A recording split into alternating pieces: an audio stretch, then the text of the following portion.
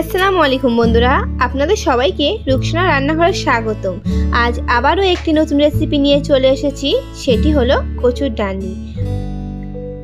আমি কচু শাকগুলো কেটে সুন্দর করে ধুয়ে নিচ্ছি।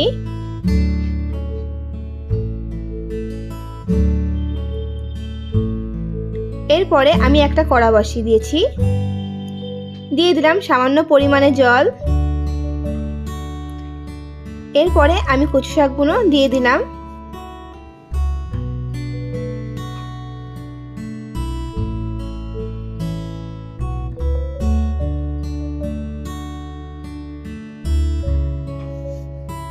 দিয়ে দিলাম লবণ।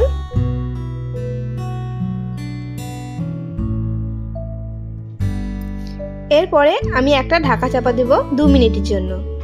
ঢাকাটা তোলার পরে কচু শাকগুলো কতটা গলে এসেছে আমি 2 থেকে 3 বার নাড়াচাড়া করে নেব। দিয়ে দেব নারকেল দুধ।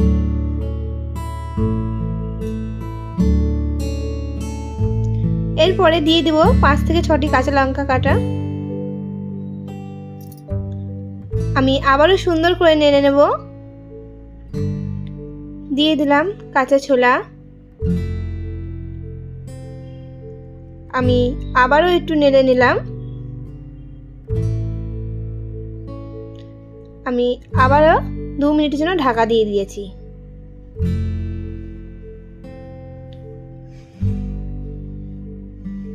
ঢাকাটা তোলার পরে দিয়ে দিলাম চিংড়ি মাছ।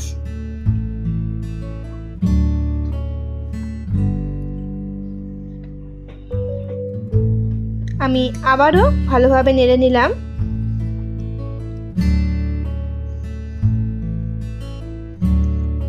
দিয়ে দিলাম হলুদ।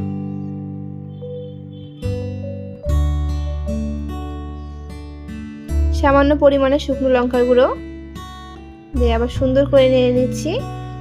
আবার একটা ঢাকা চাপা দিয়ে দিলাম। ঢাকনাটা আমি আবার খুলে নিলাম। আমি আবারও সুন্দর করে নেড়ে নিচ্ছি।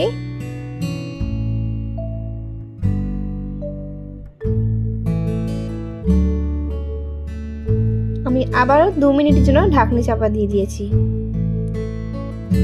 আমি আবারও ঢাকাটা তুলে দিয়ে পরে দেখতে পাচ্ছেন শাকটা কতটাই গলে এসেছে। কারণ আমি ঢাকাটা বারবার চাপা দিই কেন, শাকটা তাড়াতাড়ি গলে যাবে তাই।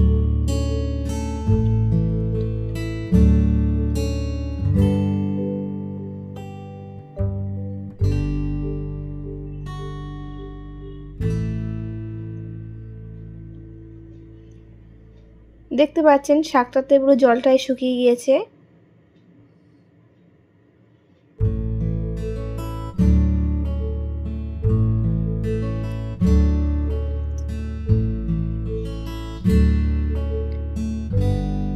আমি আর একটা কড়া বসিয়ে দিয়েছি।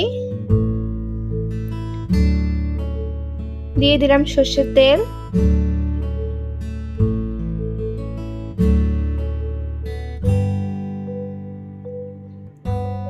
দিয়ে দিলাম পেঁয়াজ কুচি এবং শুকনো লঙ্কা কুচি।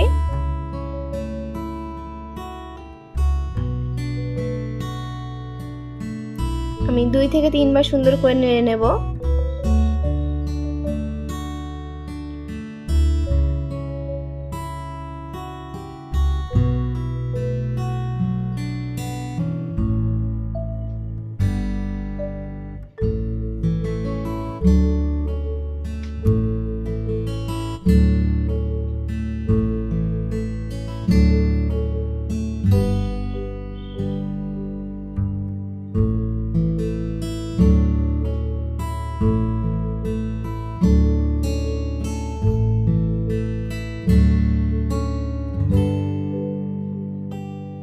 দেখতে পাচ্ছেন বন্ধুরা, পেঁয়াজটা কিন্তু আগের থেকে অনেকটা ব্রাউন কালারে চলে এসেছে। আমি আবারও 2 থেকে 3 বার সুন্দর করে নেড়ে নিলাম।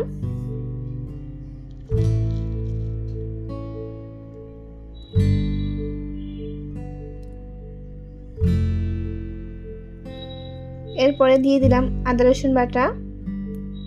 আমি এখানে 2-3 চামচ ইউজ করলাম।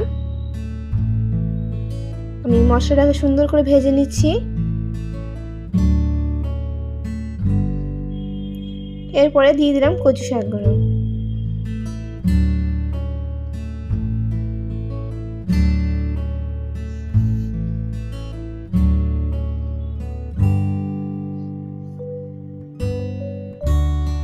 আমি শাকটাকে ভালোভাবে নেড়ে নেব।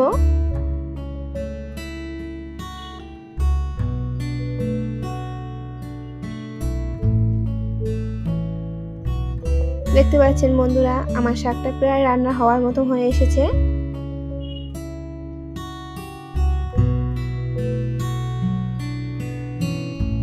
আমার শাকটা রান্না হয়ে গিয়েছে।